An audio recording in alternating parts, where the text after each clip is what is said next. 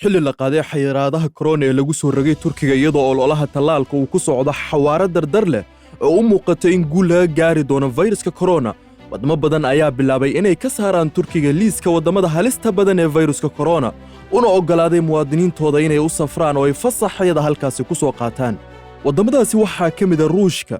meesha ugu horreysa oo dadka Ruushka ay u tagaan dalxiiska waa gobolka Antalya oo ah iridda caasimadda iyo dalxiiska ee Turkiga, halkaas oo ay malaayiin qof u aadaan xilliga xagaaga si ay ugu soo raaxaystaan xeebaha quruxda badan iyo dabiicadda soo jiidashada leh ee gobolka. muwaadiniinta Ruushka ayaa dib ugu soo laabtay gobolka Antalya kadib hakad ku yimid saamaynta uu sameeyey coronavirus awgeed. diyaaraddii ugu horreysay waxay soo cagadhigatay 22 Juun iyadoo ay saarnaayeen 132 rakaab ah. wasaaradda dalxiiska ee magaalada ayaa sheegtay in 12,000 ay imaan doonaan 2 maalmood gudahood ayagoo wata 44 diyaaradood.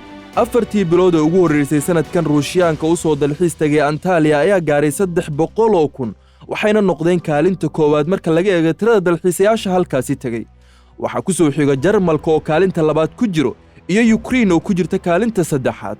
Beglikaya madaxa xiriirka wakaaladaha socdaalka ee Turkiga waxa uu tilmaamay in la filayo in tirada guud ee dalxiisayaasha Ruushka ee imaanaya Turkiga ilaa dhammaadka sanadkan ay gaari doonaan ku dhowaad 5 milyan, halka dalxiisayaasha Jarmalka ay gaari doonaan ilaa 3 milyan. waxaa dhiirigelinaya dalxiisayaasha xilligan xaadirka inay u soo qulqulaan Turkiga guud ahaan iyo gaar ahaan Antalya ayaa ah dadaalka dawladda ee ku aadan diyaarinta barnaamijka shahaadada dalxiiska kaasoo lagu fulinayo tallaabooyinka ka hortagga fayraska.